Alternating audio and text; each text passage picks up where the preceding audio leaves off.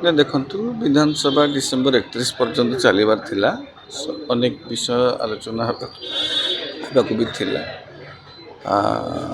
ନିହାତି ଭାବରେ ବିଧାନସଭାର ସେସନଟା କେତେ ଦିନ ହେବ କ'ଣ ସରକାରୀ କାର୍ଯ୍ୟକ୍ରମକୁ ନେଇକରି ବି ସେସବୁ ଆଲୋଚନା କରାଯାଏ। ସରକାରଙ୍କ ପାଖରେ କେତେଟା ବିଲ୍ ଅଛି, କେତେ ପ୍ରଶ୍ନ ଅଛି, କ'ଣ ଅଛି, ତାକୁ ନେଇକି ବିଧାନସଭା ସମୟ ଧାର୍ଯ୍ୟ କରାଯାଇଥାଏ। ଯେହେତୁ ନିର୍ଘଣ୍ଟ ଧାର୍ଯ୍ୟ ହୋଇଥିଲା ଆପଣଙ୍କର ଡିସେମ୍ବର 31 ପର୍ଯ୍ୟନ୍ତ ଆଶା କରାଯାଉଥିଲା। ହଁ 2-4 ଦିନ 5 ଦିନ ଆଗରୁ ହାଉସ୍ ବନ୍ଦ ହେଲେ ଅଲଗା କଥା। କିନ୍ତୁ ହଁ ସମସ୍ତ କାର୍ଯ୍ୟ ସରିଗଲା ତାପରେ ବନ୍ଦ କରିଦେଲେ ଅଲଗା କଥା।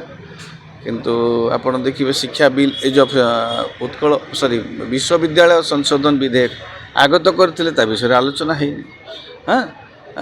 କିନ୍ତୁ ଗତକାଲି ଅତର୍କିତ ଭାବରେ ଅବଶ୍ୟ ଆଶା କରାଯାଉଥିଲା 1-2 ଦିନ ଭିତରେ ବିଧାନସଭା ବନ୍ଦ ହୋଇଯିବ ବୋଲି, ଯାହା ତାଙ୍କର ଗତିବିଧିରୁ ଲାଗୁଥିଲା।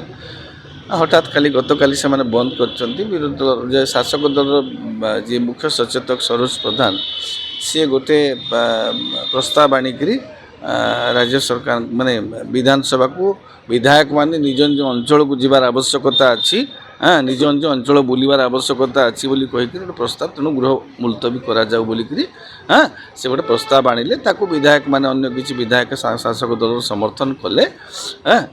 କିନ୍ତୁ ଏଇଟା ଯଦି ଆପଣ ବିଧାୟକମାନଙ୍କର ବୁଲିବାର ଆବଶ୍ୟକତା ଅଛି, ସେଇଟା କ'ଣ ଆଗରୁ ଜାଣିନଥିଲେ କି?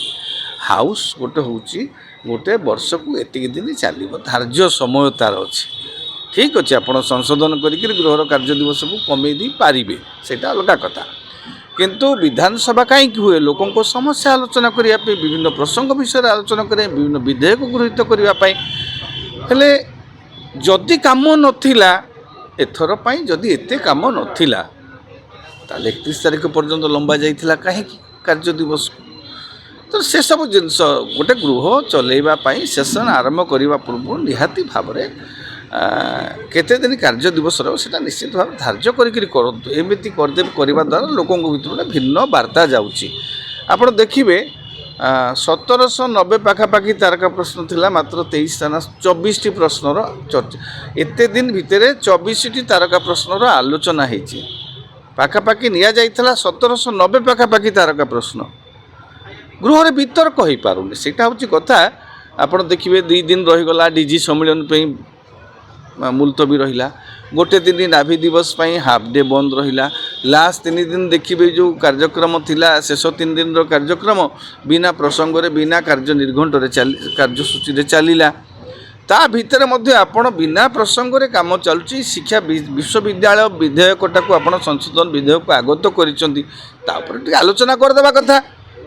ତେଣୁ ତାକୁ ବିରୋଧୀ ଦଳ ବି ସେଇ ପ୍ରଶ୍ନ ଉଠାଇଥିଲେ ଯେ ଆପଣ କାହିଁକି ବିଶ୍ୱବିଦ୍ୟାଳୟ ବିଧେୟକ ଉପରେ ଆଲୋଚନା କରୁନାହାନ୍ତି। ନିହାତି ଭାବରେ ତାକୁ ସେଇ ବିଲ୍ଟା ଯେହେତୁ ଆଗରୁ ଥିଲା ପୂର୍ବ ସରକାର ସମୟରେ, ସେ ନିଯୁକ୍ତି ପ୍ରସଙ୍ଗ ହେଉ ଇଏ ପ୍ରସଙ୍ଗ ହେଉ, ଯେଉଁଟାକି ବିଶ୍ୱବିଦ୍ୟାଳୟ ନିଜସ୍ୱ ନିଯୁକ୍ତି କରିବ, ତା'ର ବିଶେଷଜ୍ଞ କମିଟି ଗଠନ କରିକିରି ତାକୁ ବିରୋଧୀ ଦଳ ନିଶ୍ଚିତ ଭାବେ ବିରୋଧ କରିଥାନ୍ତେ। ଆପଣଙ୍କ ପାଖରେ କ୍ଷମତା ଅଛି, ଆପଣଙ୍କ ପାଖରେ ସଂଖ୍ୟା ଅଛି, ଆପଣମାନେ ତାକୁ ବିଲ୍କୁ ଆଗତ କରିପାରିଥାନ୍ତେ। କିନ୍ତୁ ବିତର୍କ ହେଲା ନାହିଁ, ଆଲୋଚନା ହେଲା ନାହିଁ।